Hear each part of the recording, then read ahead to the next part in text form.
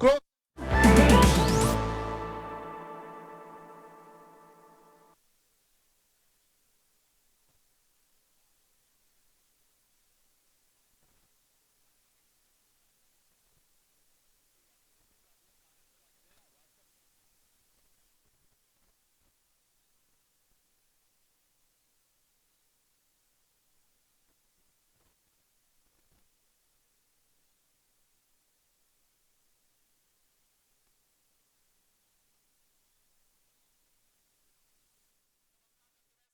का मैं हूं योगेंद्र और आप देख रहे हैं हमारी विशेष पेशकश बज गया बिगुल।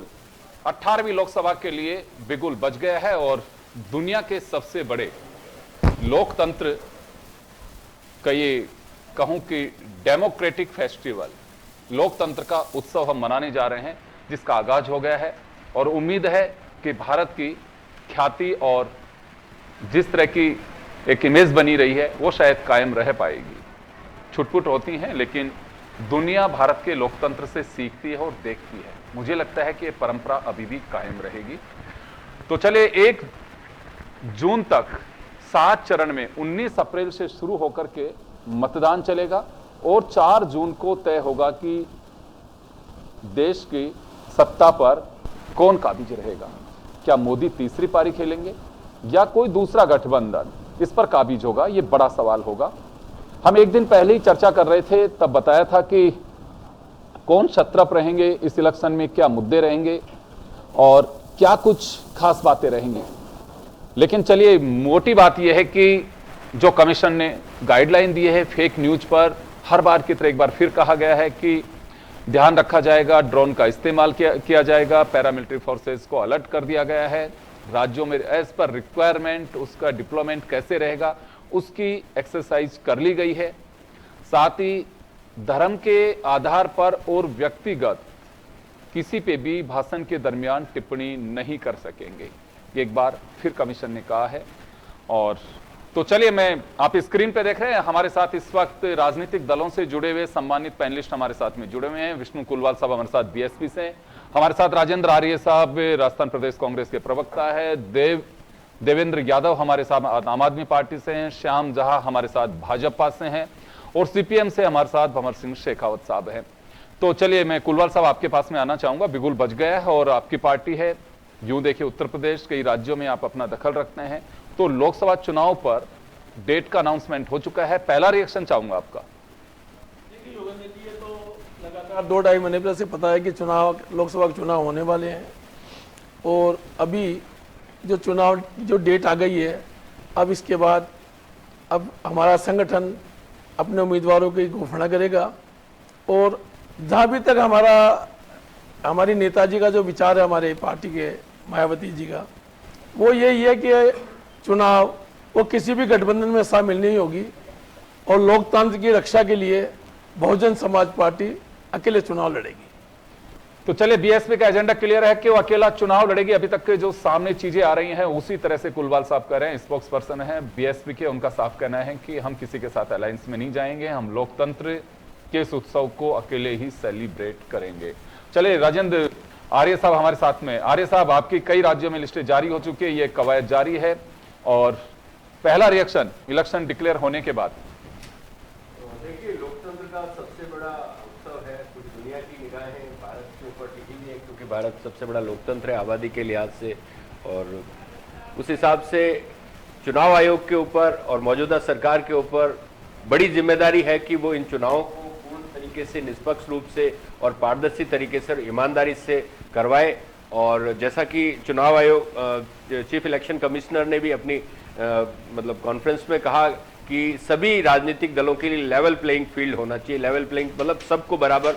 तो हर तरीके से इस चुनाव के अंदर वो तमाम बातें जो चुनाव आयोग ने अपनी मतलब प्रेस कॉन्फ्रेंस के अंदर जो पॉइंट्स लिए हैं, हम उम्मीद करते हैं और अपेक्षा करते हैं और मीडिया की भी बड़ी जिम्मेदारी है कि जो शब्द चीफ इलेक्शन कमिश्नर ने बोले हैं अपनी प्रेस कॉन्फ्रेंस में, उनको लागू करने की बाकायदा सुनिश्चित करें और जो बातें उन्होंने बोली है इस चुनाव प्रेस कॉन्फ्रेंस में, उन तमाम बातों को बड़ी सख्ती से, क्योंकि मीडिया लोकतंत्र का चौथा खंभा है, मीडिया के ऊपर बड़ी जिम्मेदारी है और हम उम्मीद करते हैं कि मीडिया इन चुनावों को पूरा निष्पक्ष तरीके से और पारदर्शी तरीके से करवाएगा और लेवल प्लेइंग फील्ड सुनिश्चित होगा। बिल्कुल, निश्चित रूप से आप सही कह रहे हैं, अपेक्षा सबसे की जाती है और होना भी चाहिए। मीडिया को भी अपनी भूमिका उसी तरह से निभानी चाहिए। देव, आपके पास मैं आना चाहूंगा। आपकी पार्टी का एजेंडा है, वैसे इंडिया गठबंधन में आप लोग हैं, लेकिन कई जगह आप लोग गठबंधन में चले गए हैं, कई जगह पे नहीं है। खैर, लेकिन अनाउंसमेंट के बाद में क्या कहना है आपका? देखिए योगेंद्र जी, आम आदमी पार्टी आगामी चुनाव के लिए पूरी तरह तैयार है। आज बिगुल चूंकि बच गया है, अब उस सब में हम लोग भी अपनी पूरी ताकत झोंक देंगे, मजबूती से चुनाव लड़ेंगे। देखिए पिछले 10 साल में जिस तरीके से देश की जनता परेशान है, देश के युवा रोजगार के लिए तरस रहे हैं, देश के किसान अपनी फसलों की कीमत के लिए तरस रहे हैं, देश की महिलाएं सम्मान को तरस गई हैं, देश में जिस तरीके से महिलाओं का बार बार अपमान हुआ है, देश की जनता महंगाई से परेशान है और इस सबसे राहत जो है अब देश की जनता चाहती है। इंडिया गठबंधन के तहत आम आदमी पार्टी देश के 5 राज्यों में अब चुनाव लड़ने जा रही है। हमने अपने उम्मीदवार कई जगह तय कर दिए हैं, कुछ जो बचे हैं उनको जल्दी से जल्दी हम लोग तय कर देंगे और मजबूती से चुनाव लड़ेंगे, क्योंकि जिस तरीके से भारतीय जनता पार्टी ने पिछले 9 साल में सिर्फ जुमला और धोखे ही देश की जनता को दिए हैं, आम आदमी पार्टी देश की जनता को भारतीय जनता पार्टी की इस झूठी और जुमलीबाज सरकार से बचाने के लिए पूरी ताकत से चुनाव लड़ेगी और हम लोग जीतेंगे। इंडिया गठबंधन जीतेगा, भारतीय जनता पार्टी की हार अब तय है। चलिए श्याम जी, आपके पास मैं आना चाहूंगा। आपके सामने एक बड़ी चुनौती है और चुनौती यह है कि मोदी जी पे सबकी निगाहें टिकी हुई हैं कि वो तीसरी पारी खेलेंगे या कोई दूसरा काबिज होगा, क्योंकि सबकी निगाहें केवल भारत की नहीं दुनिया की निगाहें भी टिकी हुई है कि वर्षों बाद में भारत में क्लियर मेजोरिटी 2014 के अंदर मोदी के नेतृत्व में आई, उस प्रचंड बहुमत को आगे लेकर के गए 2019 में। अब 2024 में क्या? योगेंद्र जी, सबसे पहले तो लोकतंत्र के इस महापर्व के लिए मैं सभी देशवासियों को बधाई शुभकामनाएं देता हूं। जो नए मतदाता जो पहली बार वोट डालने जा रहे हैं उन लोगों के लिए मेरी तरफ से बहुत बहुत शुभकामनाएं, बधाई। और मैं कहना चाहूँगा कि जिस प्रकार से 2014 से जो देश में एक सुशासन चल रहा है और उस सुशासन के बल पे 2019 में उससे भी अधिक वोटों से भारतीय जनता पार्टी जीत के आई और इस बार 2024 में आप देखिएगा कि उससे भी अधिक सीटों से जो हमारे माननीय नरेंद्र मोदी जी ने हमें लक्ष्य दिया है 400 पार का, हम लोग कड़ी मेहनत करके नरेंद्र मोदी जी की अपेक्षा पे खरे उतरने का पूरा प्रयास कर रहे हैं और इस बार 2024 में 400 पार निश्चित है। चलिए 400 पार, अब की बार 400 पार, ये स्लोगन बीजेपी ने दिया हुआ है और सबकी निगाहें टिकी हैं कि क्या मोदी के नेतृत्व में भाजपा का रथ आगे बढ़ेगा या 2024 में रुकेगा। भंवर सिंह जी सीपीएम से हमारे साथ में हैं। जी भंवर सिंह जी, क्या रिएक्शन आपका? इलेक्शन का अनाउंसमेंट हो चुका है, आप लोग भी इंडिया गठबंधन में हैं और जो चीजें सामने आ रही हैं उसको लेकर के क्या कहेंगे आप? लोकतंत्र में जो 5 साल बाद में हमारे लोकसभा के चुनाव होते हैं वो समय पर हो रहे हैं। भारत का लोकतंत्र मजबूत बनाने के लिए काम हर 5 साल में होता है और सबसे बड़ी बात ये देखने की है कि अब इन चीज़ों को जो अभी चुनाव आयोग बोल रहे थे उनको वो कितना हद तक लागू कर पाएंगे, क्योंकि मसल्स पावर उन्होंने 4 अहम बताए आज कि 4 अहम पर हम काम करेंगे, वो कितना उसमें कारगर हो सकते हैं। क्योंकि ये जो स्थितियां चल रही है, मैंने खुद ने देखा पंचायत चुनाव से लेके और लोकसभा चुनाव तक जिस तरह का भ्रष्टाचार का तरीका अपनाया जाता है, वोटर को खरीदने का काम किया जाता है, वो आज भी बदस्तूर जारी है। चुनाव आयोग के बाद इतना मैकेनिज्म है भी नहीं कि वो उसको पकड़ लेगा, क्योंकि लोगों के घर दारू पहुंचाना अंधेरे के अंदर, उनके घर रोज मुर्गे उजाले में नहीं पहुंचाते, दिन में नहीं, रात के वक्त है उनके घर पे दारू पहुंचाना, उनके घर पे मुर्गे मीट पहुंचाना, कहीं सोना देना, कहीं और सामान देना। ये फ्री वाइज जो है ना, ये रोक पाना कितना संभव होगा? जितना वो कह रहे हैं क्या वो कर पाएंगे? हर बार कहते हैं कि हम इन सब चीज़ों को रोकेंगे, लेकिन ये चुनाव को बहुत प्रभावित करते हैं और गरीब मतदाता जो भारत में 80 करोड़ लोग जो हैं आज की तारीख में, जो 5 किलो अनाज के ऊपर निर्भर हैं, उनका वोट कैसे खरीदा जाता है ना, ये सबसे बड़ी बात है। क्या वो निष्पक्ष वोट दे सकते हैं? आपने पिछले लोकसभा चुनाव में भी देखा है कि निष्पक्ष वोट नहीं हुआ, उसमें भी बहुत जगह बेईमानी हुई है, लोगों के साथ उनके वोटों के साथ चीटिंग हुई है, गुंडागर्दी से वोट डाले गए, जिनके वीडियोस भी दिखाए गए, लेकिन होता कुछ नहीं है, क्योंकि जिसकी लाठी उसकी भैंस अभी चल रही है। आप जान रहे हैं कि सत्ता के अंदर 2 दिन पहले अभी डिप्टी इलेक्शन कमीशन बनाए गए हैं। कौन है वो लोग? एक मोदी जी का आदमी है, एक अमित शाह जी का आदमी है। कैसे निष्पक्ष चुनाव की उम्मीद कर सकते हैं इन व्यवस्थाओं के अंदर कि निष्पक्ष उनका जब चयन ही नहीं हो रहा है, व्यक्ति का चयन हो रहा है व्यक्तियों के द्वारा जो कि जुड़े हुए हैं उन संस्थाओं से। आप देखिए जजेज जो हैं वो जज का पद छोड़ करके और भारतीय जनता पार्टी से चुनाव लड़ेगा, इट मीन्स वो कितने दिन तक देश की जनता के साथ उस सीट पर धोखा करता रहा होगा। ये सोचने की बात है कि आज देश के अंदर चल क्या रहा है। ये बहुत खतरनाक दौर का चुनाव है, इसमें कोई दो राय नहीं है। और सत्ता जिस तरह से अपना दुरुपयोग कर रही है, जिस तरह से तमाम चीजों पर भी आए हैं, इलेक्ट्रल बॉन्ड में आप देखा है जिन जिन पे छापे पड़े हैं ना, उनसे उसकी प्रॉफिट नहीं है 3 करोड़ का, लेकिन उससे 30-30 करोड़ रुपए जो है ले लिए गए। आप सोचिए क्या चल रहा है देश में, क्या होगा क्या नहीं होगा, देश का लोकतंत्र जिंदा कैसे रह पाएगा। बहुत बड़ी वो अनाउंसमेंट हो चुका है, उस पे क्या कहेंगे आप? नहीं, ये चुनाव तो जनता के 5 साल में होते ही है, इसमें कोई नया कुछ है नहीं। हर 5 साल में हो रहे हैं। अभी वो 100 विधानसभा चुनाव करवा रहे हैं ये लोग। अभी जम्मू कश्मीर में नहीं करवा रहे चुनाव, क्यों नहीं घोषणा करी भाई? वहां भी लोकतंत्र जिंदा रहना चाहिए ना। आज बाकी राज्यों में आपने घोषणा कर दी, जम्मू कश्मीर का नाम लिया चुनाव आयुक्त ने कि वहां भी चुनाव ड्यू है, लेकिन कब होंगे साहब? आप उनका गला घोट के रखेंगे? आज जनता को मतदान करने का अधिकार नहीं देंगे क्या? कितने दिन तक राष्ट्रपति शासन पे आप चलाएंगे वहां पर दादागिरी? ये तो बंद करना चाहिए ना। जनता को अपनी सरकार चुनने का मौका देना चाहिए जिससे वो उनके लिए काम कर सके। तो ऐसे अभी ये चुनाव घोषित हो गए हैं, जो भारतीय परंपरा है, चुनाव 5 साल में होते हैं, लेकिन आज किस हालत में चुनाव हो रहे हैं ये देखने वाली बात है कि देश में आज हालात क्या है। चले मैं वापस लौटूंगा आपके पास। मैं कुलवाल साहब आपके पास में आना चाहूंगा। बहुत सारी चीजें कही हैं जो लगता भी है, अखरता भी है, व्यक्तिगत टिप्पणियां करना, धर्म जाति इनके नाम पर। हालांकि स्क्रीन पे पहली बार नहीं देख रहे हैं, कमिश्नर हर बार ये बात कहते हैं कि धन बल भुजबल इनको रोकने की कोशिश करेंगे। आपका एक लंबा एक्सपीरियंस है, जो में पैनलिस्ट हैं हमारे साथ बैठे हैं, सबसे सीनियर आप लग रहे हैं।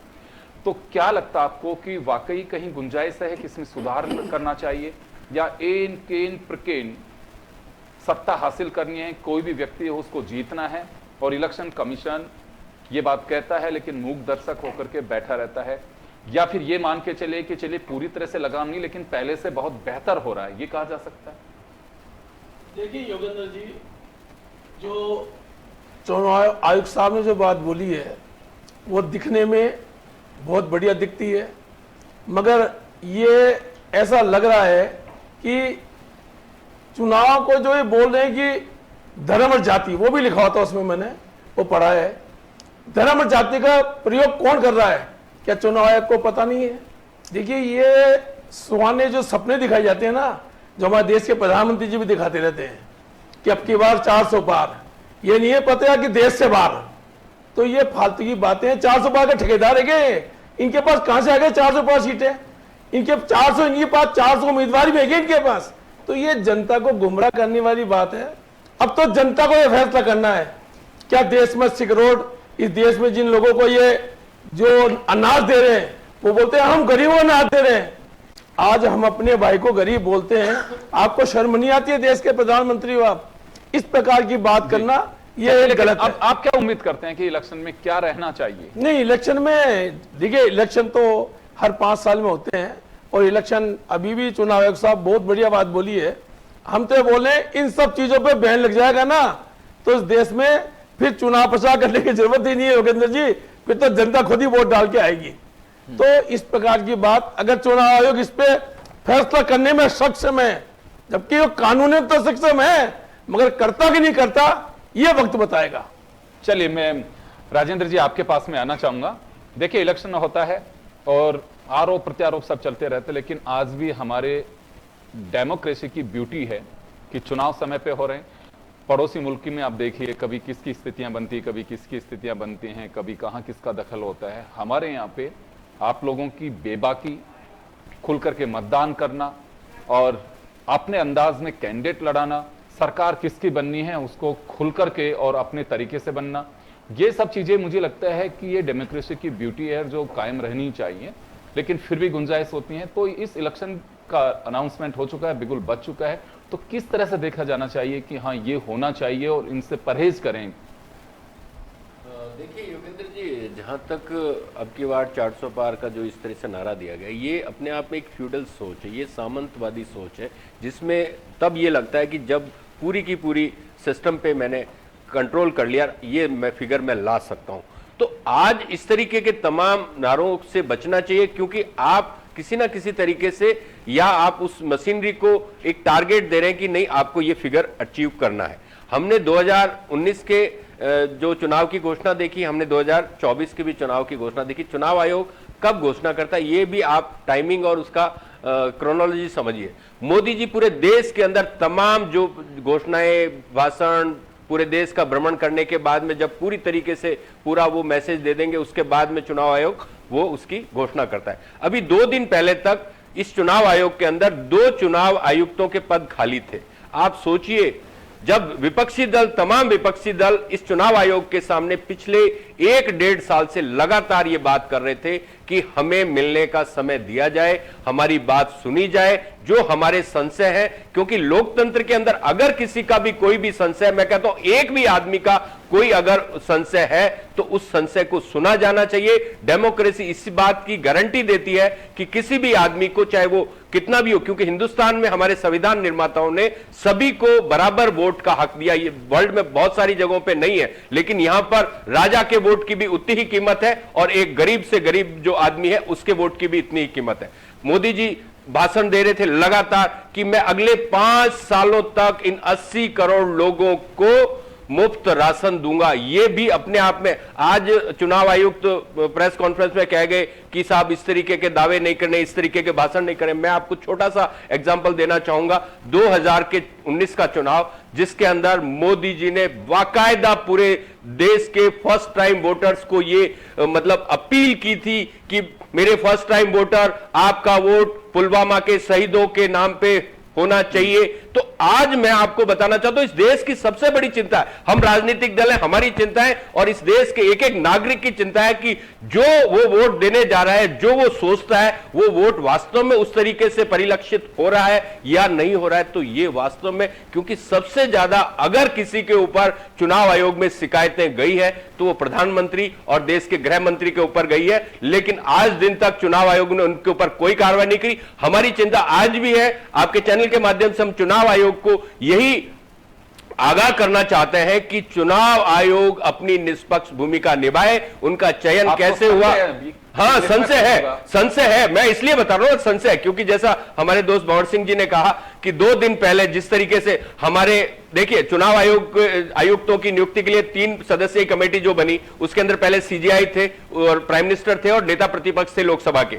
अब उसमें से सीजेआई को बाहर कर दिया गया संसद से कानून बनाकर, और उसके बाद में प्रधानमंत्री द्वारा नामित व्यक्ति ही होगा। तो 3 सदस्यों में से 2 सदस्य अगर एक तरफ होंगे और सत्ताधारी पार्टी के होंगे, तो आप सोचिए उस चुनाव आयोग के आयुक्तों की नियुक्ति निष्पक्ष कैसे होगी। और उन 2 जो आयोग के आयुक्त नियुक्त किए गए, उनमें से एक आदमी कोऑपरेटिव मिनिस्ट्री के अंदर था। जो कोऑपरेटिव मिनिस्ट्री राज्यों का पार्ट होती थी, उस कोऑपरेटिव मिनिस्ट्री को नोटबंदी के बाद में केंद्र सरकार के अधीन लाया गया और उसको गृह मंत्रालय के अधीन किया गया और उसी गृह मंत्री को उस कमेटी का सदस्य बनाया गया। तो आज चुनाव आयोग के सामने ये तमाम ऐतराज है। हम आपके चैनल के माध्यम से चुनाव आयोग से अपील करना चाहते हैं। देव, मैं आपके पास में आना चाहूंगा। देखिए, गुंजाइशें बहुत होती हैं और इलेक्शन होता है, आरोप अब से नहीं लग रहे हैं, जब से हमारी समझ है तभी से लगते रहते हैं। कभी राजनीतिक दल एक दूसरे पे, तो कभी सिस्टम पे, इसी तरह का सिलसिला चलता है। लेकिन कुछ लग रहा है आपको कि हाँ ठीक है, बेहतरी के लिए पहले से बेहतर पोजीशन हो रही है, इंतजामात जो हैं वो पहले से बेहतर हो रहे हैं, या फिर हम लोग गर्त में जा रहे हैं? क्या समझूं मैं इसे? देखिए योगेंद्र जी, चुनाव आयोग ने अपनी जिम्मेदारी निभा दी प्रेस कॉन्फ्रेंस करके, लेकिन अब देश की जनता को जिम्मेदारी निभानी है, देश के राजनीतिक दलों को जिम्मेदारी निभानी है। देश के राजनीति में जिस तरीके से पिछले 10 साल में गिरावट आई है, वो देश की जनता ने लगातार देखी है। 2014 में जिस तरीके के बड़े बड़े वादे और बड़े बड़े पोस्टर होर्डिंग लगा करके देश की जनता को ठगा गया, वो देश की जनता को आज भी याद है कि काला धन लाने की बात करने वाले आज इलेक्ट्रॉनिक बॉन्ड्स का डाटा छुपाने में लग गए हैं। जो लोग देश के युवाओं को सालाना 2 करोड़ रोजगार देने वाले थे, वो 5 साल के बाद 22 करोड़ आवेदन आने के बाद महज 7 लाख रोजगार दे पाए हैं। जो लोग बहुतवा बेटियों पर अत्याचार के पोस्टर बड़े बड़े लगाते थे, वो बृजभूषण जैसे जो है बेटियों पर अत्याचार करने वाले अपने सांसद को बचाने के लिए देश के खिलाड़ियों तक अपमान करने को तैयार हो गए, जिन्होंने देश का नाम पूरी दुनिया में रोशन किया है। जो लोग पूरे देश में बड़े बड़े होर्डिंग लगाए थे, बहुत हुई पेट्रोल डीजल की महंगाई की मार, और पेट्रोल डीजल 32 से 40 रुपए महंगा हो गया, तो ये लोग शांत रहे। और जब 2 रुपए पेट्रोल डीजल सस्ता करके जनता का मजाक उड़ाया, तो पूरी भारतीय जनता पार्टी आज देश के प्रधानमंत्री को बधाई देने में लग गई। ये लोग लगातार जिस तरीके से देश का कोई भी आप इंडेक्स उठा करके देख लीजिए, जो वर्ल्ड लेवल का हैप्पीनेस इंडेक्स हो, हंगर इंडेक्स हो, हर जगह हमारे देश की गिरावट वहां पे नजर आई है। देश के लिए दुख की बात है, पीड़ा की बात है कि जहां देश आगे बढ़ना चाहिए था वहां देश लगातार पीछे पिछड़ता जा रहा है। देश में हर चीज में पिछड़े, ना रोजगार मिले, ना किसानों को सम्मान मिला, ना महिलाओं को सम्मान मिला, लेकिन देश पे कर्ज लगातार बढ़ता चला गया। 55 लाख करोड़ रुपए कर्ज देश के 14 प्रधानमंत्रियों ने मिलकर के लिया था और अकेले मोदी जी ने 155 लाख करोड़ रुपए कर्ज लेकर के देश को कर्ज में डुबो दिया। तो जनता अब इस सब का हिसाब लेगी, जनता इस सब का जवाब देगी। बहुत हो गई अब ये भारतीय जनता पार्टी की लूट, झूठ और जुमलेबाजी, जनता अब इन लोगों को जवाब देगी। अब समय आ गया है जब जनता जागेगी और भ्रष्टाचारी भागेगी। भंवर जी आपके पास में आना चाहूंगा, कुछ सवाल खड़े किए हैं, लेकिन मैं ये जानना चाहूंगा कि देखिए झूठ फरेब जिनका आप लोग आरोप लगाते हैं, हर पार्टी ने अपने वक्त वोट बटोरने के लिए जो भी माध्यम जिसे अपनाया जा सकता है वो अपनाना शुरू किया और अपनाया। चले आप लोग कहते हैं कि झूठ फरेब इन सब का नाटक चलता रहा, ड्रामेबाजी चलती रही, जुमलेबाजी चलती रही, जनता के बीच आप लोग भी जाना है, बीजेपी को भी जाना है, दूसरी पार्टियों को भी जाना है। तो क्या ऐसी आप लोगों ने कोई एक्सरसाइज की है उस पर कि बीजेपी का हिडन एजेंडा नहीं है? उनका साफ कहना है कि हम 400 पार जा रहे हैं एनडीए गठबंधन के साथ में। राजस्थान को लीजिए 25 सीट हम जीतने के लक्ष्य लेकर के चल रहे हैं। तो आप लोग जो अगर इनकी झूठ है, फरेब है, जुमले हैं, कुछ भी हैं, तो पब्लिक के बीच आप अपना एजेंडा ले जाने के लिए कुछ एक्सरसाइज है या फिर केवल यही बात कहेंगे कि सिस्टम को हाईजैक कर लिया? देखिए ऐसा नहीं है कि पब्लिक के बीच में जा रहे हैं और जाएंगे, पब्लिक को जगाएंगे, लेकिन आप जानते हैं कि आज जिस तरह से अखबारों को आप देख रहे हैं 5-5 पेज, 6-6 पेज, जिस तरह से सत्ताधारी सत्ता के बल पर एडवर्टाइज कर रहे हैं, खाली 2% इन्होंने पेट्रोल से जो है कम किया है, 2% केवल। अभी भी राजस्थान में सबसे ज्यादा पेट्रोल है, महंगा है, वेट 2% किया, उसको लेके साहब 3 जगह अखबार में आज न्यूज है राजस्थान में। कितना पैसा बर्बाद, जनता का ही पैसा बर्बाद कर रहे हैं ना, सरकार का पैसा सरकार का नहीं होता, वो पब्लिक मनी है, उसका वेस्टेज किस तरह से अपने हित में करने का काम कर रहे हैं। आज पूरा अखबार तिगना आया है, आज जो भी अखबार आया ना वो 3 गुना बढ़ गया पेपर। क्यों बढ़ गया? ऐड आए हैं उसमें दुनिया भर के, मध्य प्रदेश के ऐड, राजस्थान। इतना सा जानना नहीं, मैं पब्लिक के बीच में आप लोग भी तो जाएंगे। नहीं नहीं बिल्कुल हम जाएंगे। देखिए ये जो अभी जो चीजें 5-4 चीजें जो बोली अहम की उन्होंने, ये तब तक देश में खत्म नहीं होगी जब तक उम्मीदवार रहेंगे। यहां करना चाहिए, अब देश के अंदर यह व्यवस्था परिवर्तन करना चाहिए, एक सूची प्रणाली के रूप में इलेक्शन कराना चाहिए, जिसके अंदर कितना % किसको वोट मिला उस आधार पर उसके कैंडिडेट बाद में तय हो जाए। किसको 10% मिले तो उसके 10 हो जाएंगे, जिसके 20 मिले 20 हो जाएंगे। तो ये मसल्स, मैन पावर, जो मनी पावर है, ये तभी देश से भ्रष्टाचार खत्म होगा, नहीं हो नहीं सकता। ये आप कर नहीं सकते, कोई कितना भी कर लीजिए। आखिरी सवाल, अगर हम इसको सुधारना चाहते व्यवस्था को, तो यहाँ पे वही सूची प्रणाली, केवल पार्टी चुनाव लड़े। अब तो अनाउंसमेंट हो चुका है, वो तो हो गया, कोई बात नहीं। मैं जाना चाहूंगा अपने जब अपन चर्चा करेंगे तभी कोई बात कहीं चलती है। बिल्कुल, बहुत अच्छी बात है कि एक नया आपने मॉडल देने की बात कही, तो तभी जाके देश में जो है ना। आपके पास में आना चाहूंगा श्याम जी, आपके पास में आना चाहूंगा। ये कहा जा रहा है आपके विपक्ष के साथियों की ओर से कि 400 पार में एक अहंकार झलक रहा है। देखिए योगेंद्र जी, जो विपक्ष है पूरी तरह से हताश है, क्योंकि उनके पास पब्लिक में जाकर के बात करने के लिए कुछ है नहीं, और ये हताशा स्पष्ट दिखाई दे रही है जिस प्रकार के विपक्ष की बातें हैं। आप विश्वास जो बचा है वो जनता का मोदी जी पे, वो मोदी जी का जनता पे जो विश्वास है, जो तालमेल है, उसके निश्चित है कि हम 400 पार जाएंगे। और जो भारतीय जनता पार्टी का जो कार्यकर्ता है, एक एक कार्यकर्ता कटिबद्ध है कि मोदी जी ने जो लक्ष्य दिया है उसको हम पूरा करेंगे। अरे ये हताशा कहाँ से, ये हताशा क्यों कुलवाल जी? अरे आप क्यों हताशा? अरे चिल्लाइए, अरे बीपी बढ़ जाएगा, चिल्लाइए मत कुलवाल जी, अरे बीपी बढ़ जाएगा आपका। अरे निःशुल्क है हॉस्पिटल भी आपके लिए पूरी तो जी जी जी, ये देखिए, ये अजीब विडंबना है। चलिए आप अपने हॉस्पिटल भी बीजेपी का है, सरकार का है, भैया फायदा लीजिए, लाभ लीजिए, हताश मत होइए, आशा रखिए, अच्छे काम करते तो आज ये स्थिति नहीं होती आपकी। चलिए मैं माफी चाहूंगा, तो सबका अपना अपना एजेंडा और अपनी अपनी बात कही है। इलेक्शन की रणबेरी बच चुकी है और 19 अप्रैल से 1 जून तक 7 चरण में देश में मतदान होगा। उत्तर प्रदेश, बिहार और वेस्ट बंगाल 7 चरण में होगा। राजस्थान में 2 चरण में मतदान होगा। ये पहले जो फेज हैं 19 और दूसरा फेज 26 अप्रैल, इसे में राजस्थान में मतदान हो जाएगा। ये कि राजस्थान के लिए अब मुझे लगता है कि यहीं से इसका आगाज होगा। और जो राजनीतिक दलों से हमारे साथी बैठे हुए हैं, अब शायद कवायद जिन लिस्टों का इंतजार था उसको अंतिम पड़ाव में, अंतिम चरण में उसकी एक्सरसाइज चल रही होगी। आज या कल में उसको जारी कर दिया जाएगा, क्योंकि नोटिफिकेशन 28 मार्च को पहले चरण का जारी हो जाएगा। तो चलिए, आप सभी को बहुत बहुत शुक्रिया, और लोकतंत्र के इस उत्सव को जरूर सेलिब्रेट करें। अपने वोट को आपको जरूर देना है, इस अधिकार को आप मत छोड़िए, नहीं तो 5 साल आप हाथ मलते रह जाएंगे। आप सभी का बहुत बहुत शुक्रिया, और हमारी विशेष पेशकार बज गया बिगुल में इतना ही। दीजिए इजाजत।